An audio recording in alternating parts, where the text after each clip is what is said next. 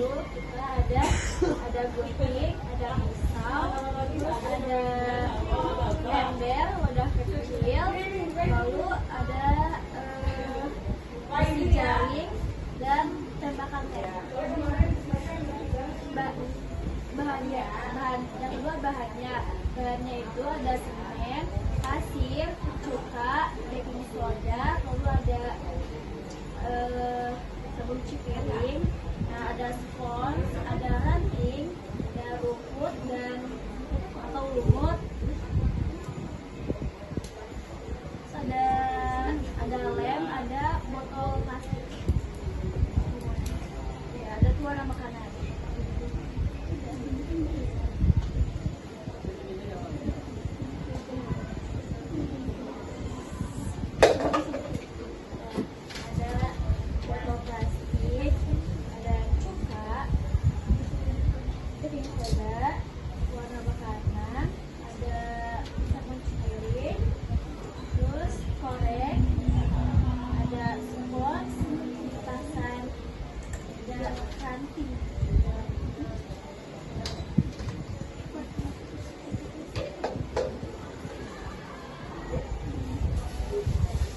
Untuk cara pembuatan gedung grafinya itu awal bikin ini dulu rangka pakai ini dulu bentuk kardus, habis itu dilapisin semen dulu biar keras, habis itu masukin jaringannya ring buat ukirin itunya buat biar kokoh, habis itu ditimpasnya sama pasir ada potongnya, terus habis itu ditimbusin pakai semen putih campur warna, sama di atasnya juga semen putih ditaburin sama pasir.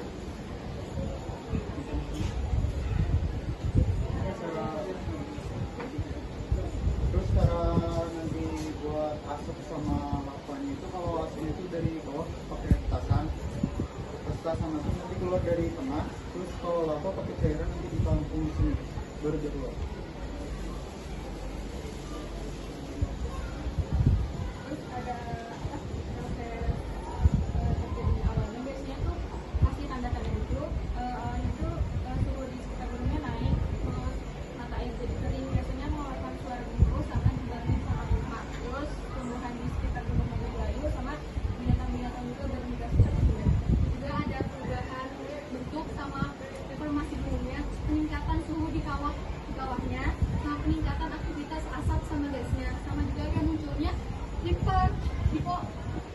Hidrotermal, yaitu adalah perpindahan gas melalui air. Terus ada proses letusannya. Pertama itu kalau masih normal, biasanya dia belum menunjukkan peningkatan aktivitas, jadi masyarakat masih bisa beraktivitas biasa, namun tetap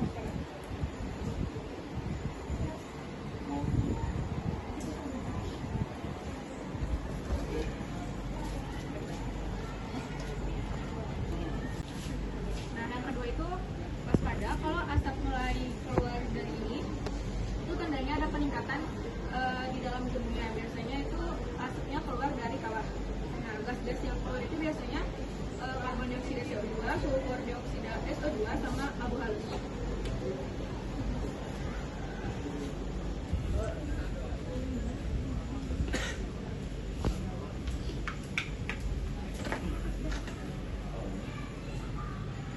Nah, biasanya asap ini masih petunjuk. Kalau warna putih itu uap air yang keluar, berhubung nggak ada asap abu sama hitamnya. Kalau asap abu sama hitam, dia tuh menunjukkan abu vulkanik yang keluar.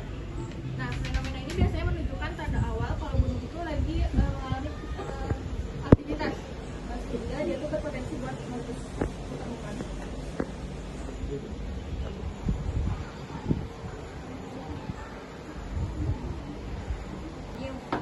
Membuat laporannya kita memerlukan wadah dan kita perlu baking soda, ya baking soda atau soda kue tergantung, dan kita campurkan ke dalam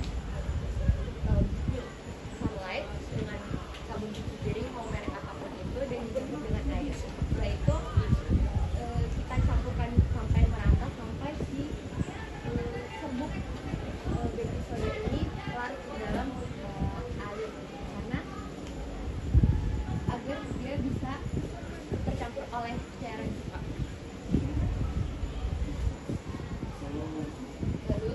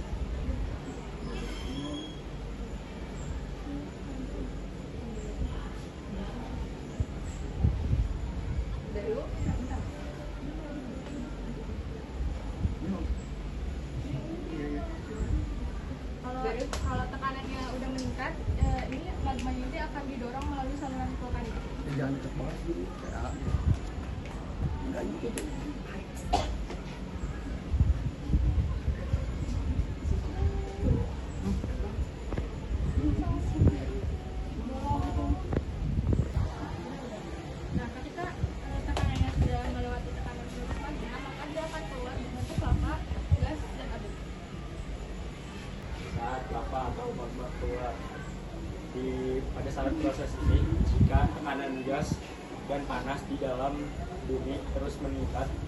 Gunung Merapi tekanan gas dan panas di dalam Gunung Merapi terus meningkat dan tidak tertahankan lagi, maka terjadilah letusan, di mana batuan cair panas di dalam bumi terdorong keluar melalui kawah dan disebutlah lava.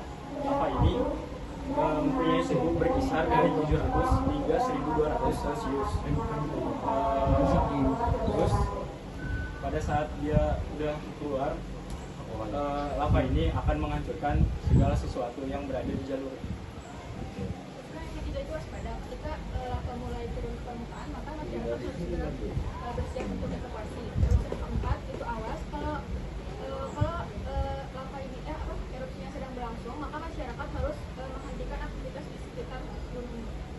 Keadaan setelah gunung berapi ini meletus, yaitu adanya abu vulkanik yang menutup kayak pemukiman pertanian sampai jembatan lingkungan yang dikeluarkan. Selama erupsi dapat menyebar ke area yang luas yang menyebabkan kayak gangguan pernapasan, iritasi mata, sama pencemaran udara. Abu ini juga dapat menutup lahan pertanian, pemukiman, dan merusak tumbuhan, dan juga dapat mengganggu aktivitas sehari-hari masyarakat. Dan juga adanya lava sama laharnya. Lava yang dikeluarkan dari kawah dapat merusak infrastruktur sama pemukiman di sekitarnya. Lahar dingin yang terbentuk oleh material vulkanik dan air hujan dapat mengakibatkan banjir bahaya atau lahar banjir yang akan Dampak skala letusan ini yang pertama itu banjir lahar dingin. Banjir lahar dingin atau material vulkanik yang tertimbun di lereng gunung dapat terbawa oleh air hujan, dapat membentuk banjir lahar dingin yang berbahaya. Ya. Terus yang kedua ada kerusakan infrastruktur dan ekonomi. Setelah letusan gunung itu dapat merusak jalan, jembatan, rumah, dan fasilitas umum lainnya yang sangat signifikan terhadap masyarakat serta menghambat aktivitas masyarakat. dan juga adanya gas-gas beracun gitu yang keluar kayak karbon dioksida, sulfur dioksida, sama hidrogen sulfida yang dapat kayak mengganggu kesehatan masyarakat sama hewan, yang juga mengikutin kayak pokoknya kayak menjaga merusak kayak lingkungan sekitarnya gitu. Nah, selanjutnya ada pencegahan dan mitigasi. Pencegahan ada beberapa poin. Yang pertama ada pemantauan dan peringatan dini. PVMBG memantau melalui kamera, sensor, dan cekres dari kawah. Mereka juga membuat peringatan supaya warga tahu kalau misalkan ada tanda-tanda gunung mau meletus. Yang kedua ada pemetaan daerah rawan. Pemetaan daerah rawan berfungsi untuk memberitahu warga mana aja daerah yang bahaya dan yang aman. Pemetaan ini juga digunakan untuk mengatur pembangunan supaya nggak sembarangan. Yang ketiga ada edukasi warga. Warga diedukasi soal tanda-tanda gunung mau meletus. Terus warga juga diedukasi cara mengevakuasi diri kalau misalkan nanti seandainya ada gunung mau meletus. Terus yang keempat ada jalur evakuasi dan infrastruktur. Jalur buat evakuasi dan tempat pengungsian dibuat dan diberitahu ke warga. Ada juga saluran air dan bangunan pelindung untuk mengurangi dampak dari erupsi. Yang kelima ada logistik dan peralatan darurat. Warga disarankan untuk mempunyai peralatan darurat seperti masker, kacamata, makanan instan, senter, baterai, dan obat-obatan. Nah, selanjutnya mitigasi. Mitigasi itu dibagi tiga, mitigasi sebelum bencana, mitigasi saat bencana, dan mitigasi sesudah bencana. Yang mitigasi sebelum bencana ini, kita itu harus mengikuti informasi dari yang berwenang. Contohnya dari PVMBG. PVMBG itu adalah Pusat Vulkanologi dan Mitigasi Bencana Geologi. Nah, PVMBG ini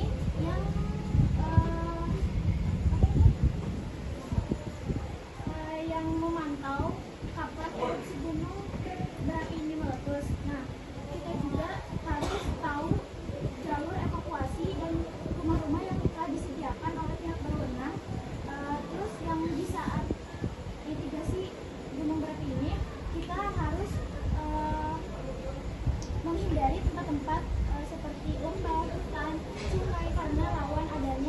lava di sekitaran sungai itu dan juga debu-debu vulkanik di sekitaran. Nah, sesudah mitigasi sesudah bencana ini kita juga harus menggunakan masker, kacamata, dan baju-baju tertutup agar terhindar dari abu-abu vulkanik, agar debunya itu tidak masuk ke hidung, mata, telinga, terus agar kita juga terhindar dari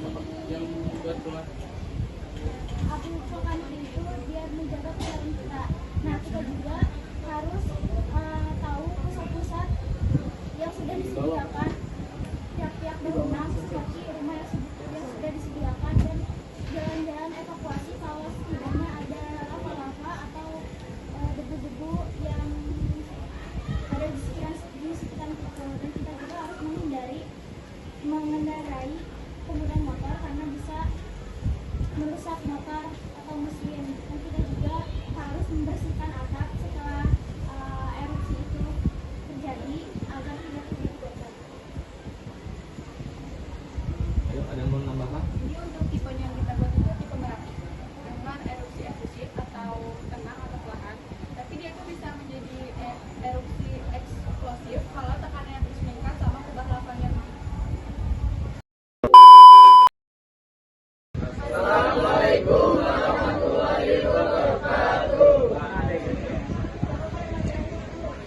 Alhamdulillah, perkenalkan kami dari kelompok 3 dan akan mempresentasikan tentang alat yang kami ciptakan, alat peraga gempa bumi tektonik. Saya Diki Pramudia.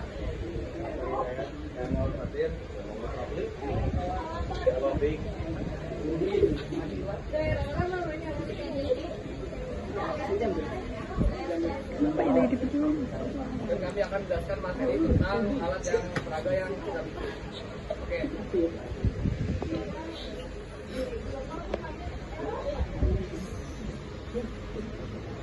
Pertama-tama, alat peraga ini kami gunakan untuk memperagakan untuk gempa bumi tektonik. Nah, definisi gempa bumi tektonik adalah gempa bumi yang dihasilkan oleh pergeseran lempeng bumi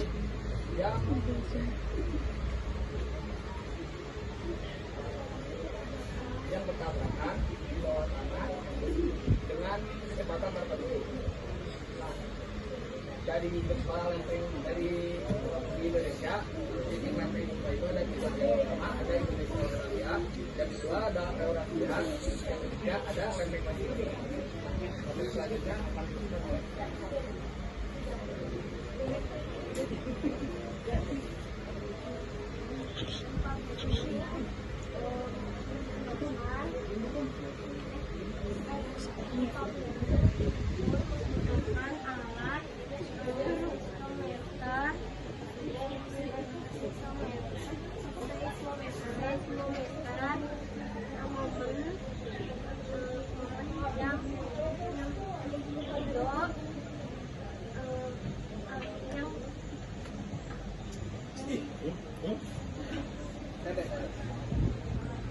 Jadi seismometer itu alat yang digunakan untuk mengukur getaran pada tanah.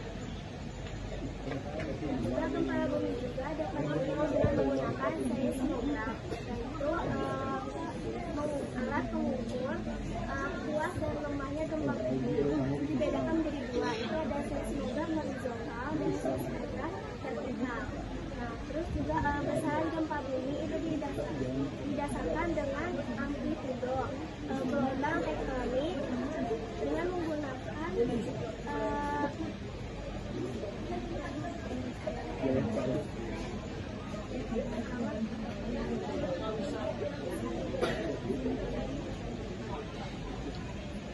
alat seismometer dan skala Richter. dan materi selanjutnya akan dijelaskan oleh Riti Anjen. Selanjutnya itu, pergeseran gempa bumi itu terjadi di 3 lempeng. Yang pertama itu di lempeng Indonesia dan Australia, yang kedua itu di lempeng Eurasia, yang ketiga itu di lempeng Pasifik. Oke, dan sekarang kita akan melakukan pengetesan untuk alat peraga.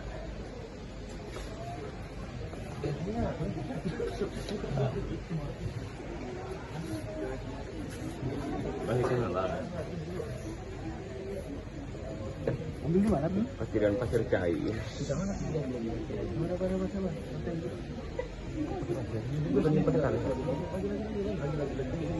Ntar ketimpa. Lagi tetap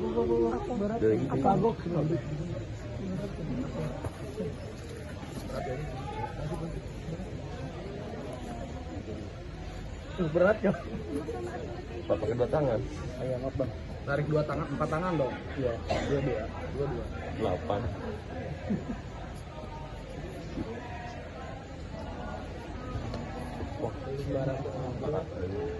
Wah, glory Man United katanya.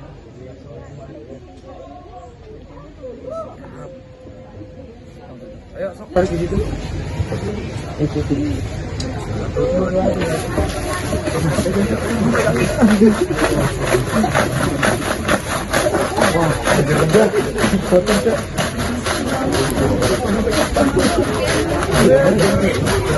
Jarang menarik.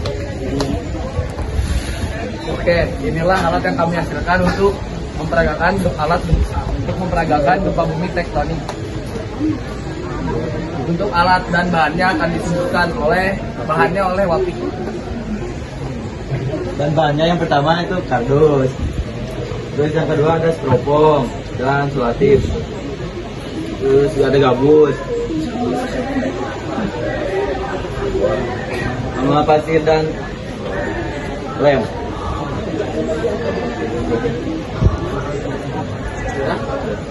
Oke, dan seterusnya kita akan memberitahu alat kerja cara menggunakan alat gempa bumi seperti yang sudah kita lihat.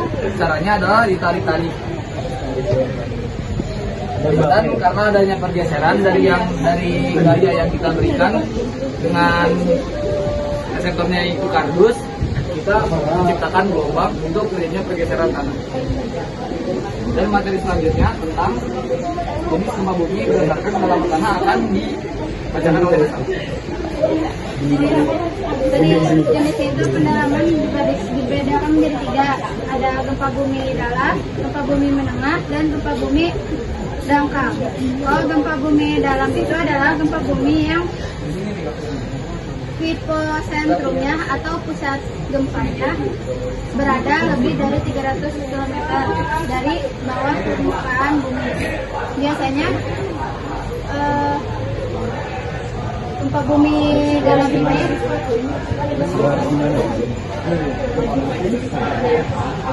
kedua itu ada gempa bumi menengah. Gempa bumi menengah adalah gempa bumi yang hiposentrumnya antara 60 km sampai 300 km dari permukaan bumi. Gempa bumi ini berukuran ringan dan lebih terasa getarannya.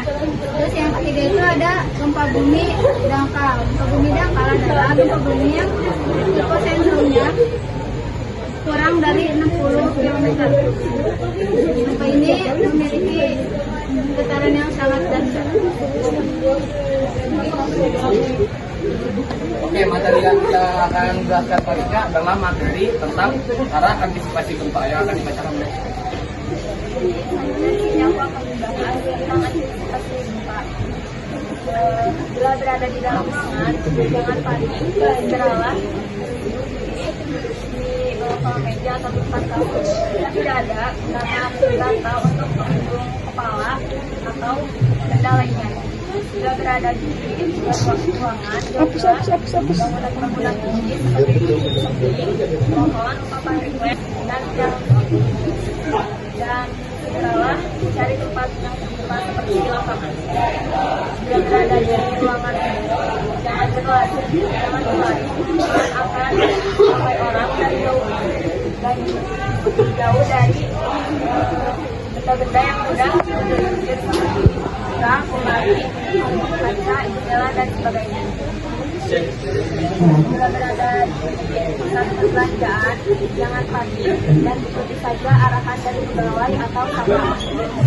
Jika sedang mengendarai, segera hentikan dan jangan berhenti bawah atau duduk atas jembatan layang. Oke, selanjutnya kami akan menjelaskan tentang dampak fisiknya dari gempa tektonik yang akan dibacakan. Dampak fisik dari goncangan gempa ini mengakibatkan rumah-rumah sekitar putusnya jalan-jalan sekitar gempa atau retakan.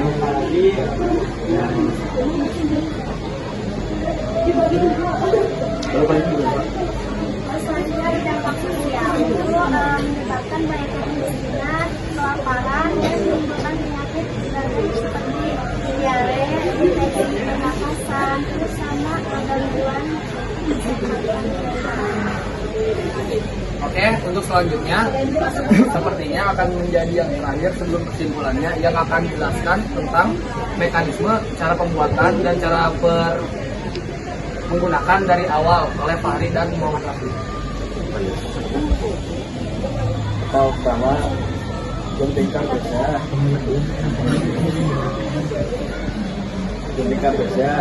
terus bikin kardus persegi panjang buat masukin ke dalamnya. Lanjutin. Lalu memasang gabus ini di bawahnya, dipasangkan. Nah, pasangkan lem dan pasangkan karton agar ada warnanya.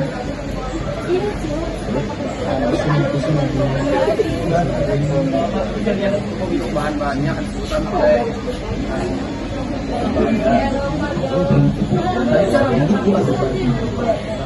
Alat seperti gunting, cutter, lem, dan lakban double tip, kardus dan karton.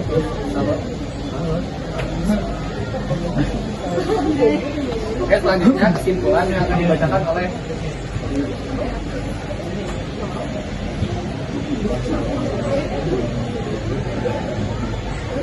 Oke, kesimpulannya yaitu ketika ada terjadinya gempa tektonik, maka kita harus waspada dan kita harus mengantisipasinya dengan cara kita lari ke tempat yang lebih terbuka, contohnya lapangan.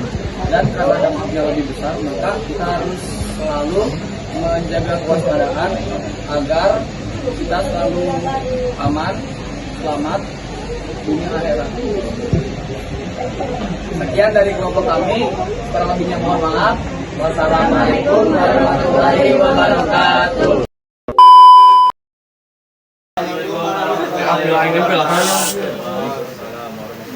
Ini kelompok kami akan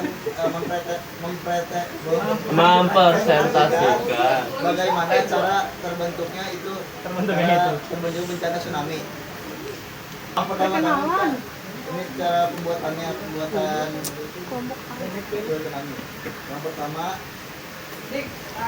siapkan wadah bening besar seperti kotak atau plastik. Kedua, air, pasir atau tanah. Keempat, miniatur rumah. Keempat, Gambar salib.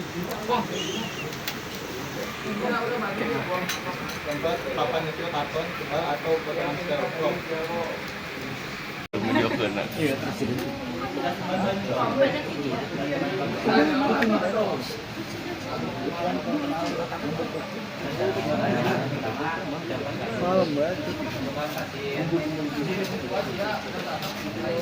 Pai.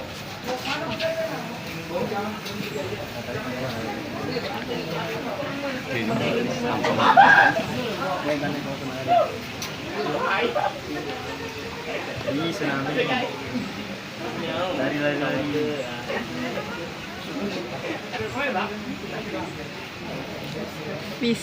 Maka diletakkan miniatur rumah.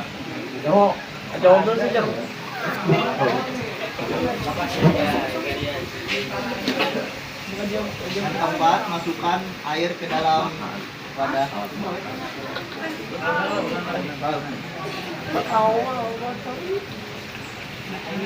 Galuh jangan menghalangi, Galuh. Nah, lagi kami lu. Apa itu di sini? Ah, tinggal ngomong.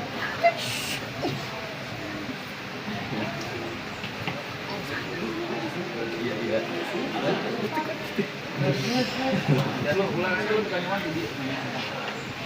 Nah, yang kelima itu adalah untuk membuat tsunami itu kita perlu mendorong air supaya air ke atas lebih.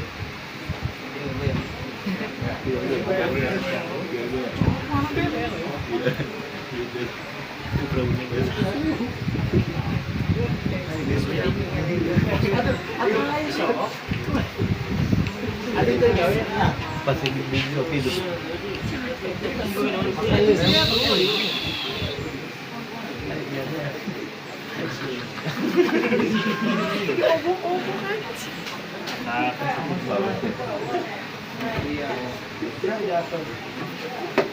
Wow.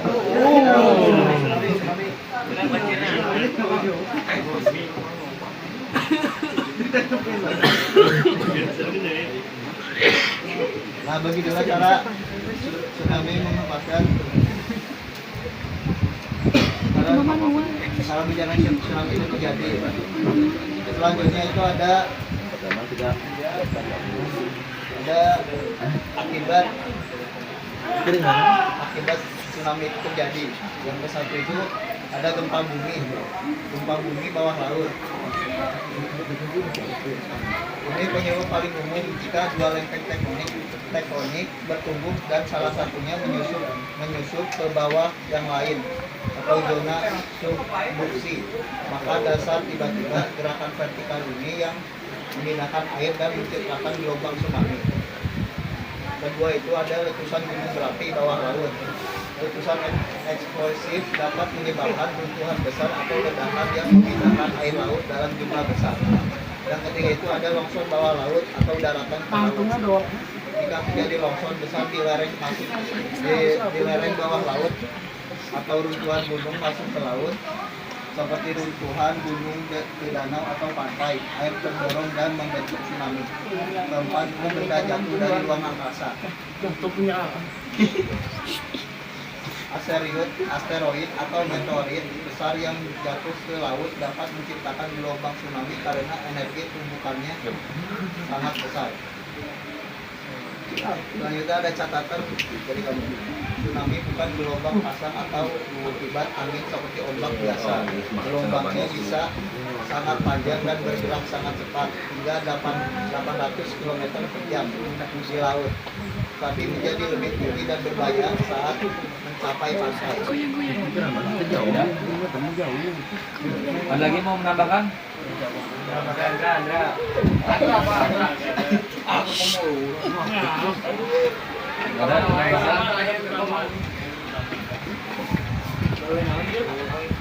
Oke, bisa disebutkan lagi apa saja alat dan bahan yang dibutuhkan? Alat dan bahan itu ada air mahnya alat. Ada alat ini untuk stick untuk buat rumah-rumahan, sama ada bahan ini untuk wadahnya. Pasirnya banyak. Yang kedua bahannya itu ada pasir sama air. Proses pembuatannya bagaimana? Proses pembuatannya Tadi proses pembuatannya tadi gimana? proses pembuatannya itu Pertama-tama pembuatan itu ada pasir, ada wadah, ada air. Oh, caranya pembahan ya, proses pembuatan miniatur ini gimana?